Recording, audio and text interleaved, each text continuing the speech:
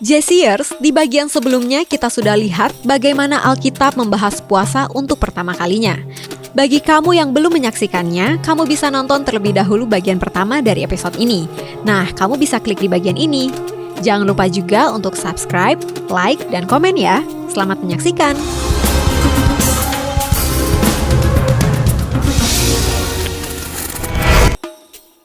Puasa dapat dilakukan untuk orang lain.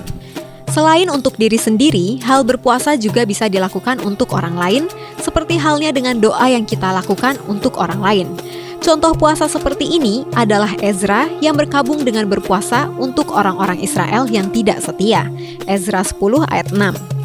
Lalu ada juga Nehemia yang berpuasa ketika mendengar kabar tentang saudara-saudaranya yang berada dalam kesukaran di Yehuda dan tentang tembok Yerusalem yang terbongkar. Nehemia 1 ayat 3-4.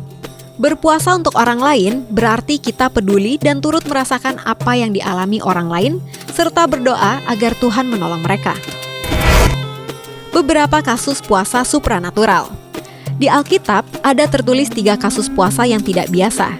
Ini adalah puasa yang supranatural yang mustahil bisa dilakukan tanpa campur tangan Allah secara langsung. Puasa yang dimaksud adalah puasa selama 40 hari 40 malam yang dilakukan oleh 3 orang tokoh besar dalam Alkitab, yakni Musa, Keluaran 34 ayat 28, Elia, 1 Raja-Raja 19 ayat 8, dan Tuhan Yesus, Matius 4 ayat 1-2. Mereka dimampukan hidup tanpa makan dan minum dalam jangka waktu yang panjang. Tidak makan dan minum apa-apa selama 40 hari 40 malam tentu tidak akan bisa membuat seseorang dapat bertahan hidup. Jadi, ketiga kasus puasa di atas adalah kasus khusus di Alkitab. Puasa dalam Perjanjian Baru. Di Perjanjian Baru, perihal puasa tidak banyak disinggung seperti di Perjanjian Lama. Namun demikian, Tuhan Yesus secara tidak langsung mengajar murid-muridnya berpuasa ketika Ia meminta mereka agar tidak pamer kepada orang lain saat sedang berpuasa. Matius 6 ayat 16-18. Tuhan Yesus juga mengatakan bahwa murid-muridnya kelak akan berpuasa ketika Ia sudah naik ke sorga. Matius 9 ayat 14-17.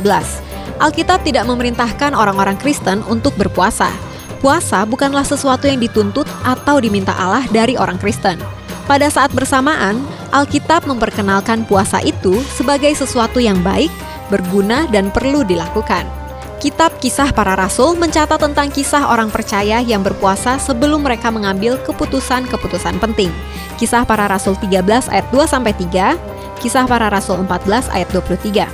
Puasa perlu dibatasi waktunya, khususnya puasa yang terkait makanan. Tidak makan dalam jangka waktu panjang dapat merusak tubuh. Puasa bukan untuk menghukum tubuh seseorang, tapi agar supaya orang tersebut bisa memusatkan perhatian pada Allah. Lalu puasa tidak boleh dianggap sebagai salah satu metode diet. Jangan berpuasa untuk menghilangkan berat badan, melainkan untuk memperoleh persekutuan yang lebih dalam dengan Allah. Beberapa tokoh Alkitab yang berpuasa. Sekalipun di dalam Alkitab, puasa selalu berhubungan dengan aktivitas tidak makan, namun ada cara-cara lain untuk berpuasa. Apapun yang dapat kita tinggalkan untuk sementara demi memusatkan perhatian pada Allah dengan cara yang lebih baik, maka hal itu sudah dapat dianggap sebagai puasa. Berikut ini merupakan catatan beberapa tokoh Alkitab yang dalam kisah hidupnya pernah melakukan puasa. Yang pertama ialah Musa. Musa melakukan puasa selama 40 hari 40 malam, di mana ia tidak makan dan tidak minum apapun. Keluaran 24 ayat 16, Keluaran 34 ayat 28. Yang kedua ialah puasa Daud yang tidak makan dan semalaman hanya berbaring di tanah. 2 Samuel 12 ayat 16. Selanjutnya ada puasa Elia, 40 hari 40 malam berjalan kaki. 1 Raja-Raja 19 ayat 8. Lalu ada puasa Ester yang 3 hari 3 malam tidak makan dan tidak minum. Ester 4 ayat 16. Ada juga puasa Ayub, 7 hari 7 malam tidak bersuara sama sekali. Ayub 2 ayat 13. Lalu puasa Daniel yang selama 10 hari hanya makan sayur dan minum air putih saja, Daniel 1 ayat 12, doa dan puasa, Daniel 9 ayat 3, berkabung selama 21 hari, Daniel 10 ayat 2.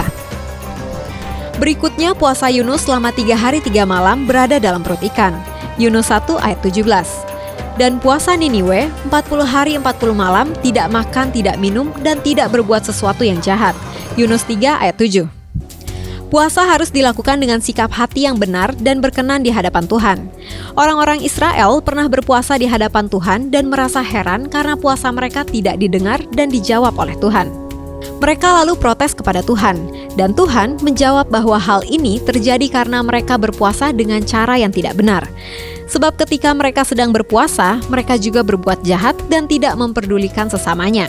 Yesaya 58 ayat 2-12. Puasa bukanlah tindakan yang asal-asalan, melainkan juga menyangkut cara hidup yang berkenan kepada Tuhan. Puasa bukanlah cara membuat Allah melakukan apa yang kita inginkan, melainkan puasa itu mengubah kita.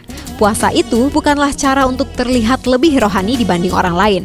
Puasa harus dilakukan dalam kerendahan hati dan penuh sukacita.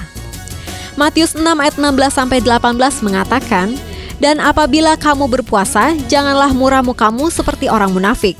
Mereka mengubah air mukanya supaya orang melihat bahwa mereka sedang berpuasa. Aku berkata kepadamu, sesungguhnya mereka sudah mendapat upahnya. Tetapi apabila engkau berpuasa, minyakilah kepalamu dan cucilah mukamu, supaya jangan dilihat oleh orang bahwa engkau sedang berpuasa, melainkan hanya oleh Bapamu yang ada di tempat tersembunyi. Maka Bapamu yang melihat yang tersembunyi akan membalasnya kepadamu." Demikianlah fakta Alkitab mengenai puasa dalam Alkitab. Kalau Anda suka dengan video ini, silakan di-like, share, dan komen fakta Alkitab apa lagi yang ingin kalian ketahui. Pastikan juga kamu sudah subscribe dan mengaktifkan tombol lonceng untuk notifikasi video-video terbaru dari Jawaban Channel.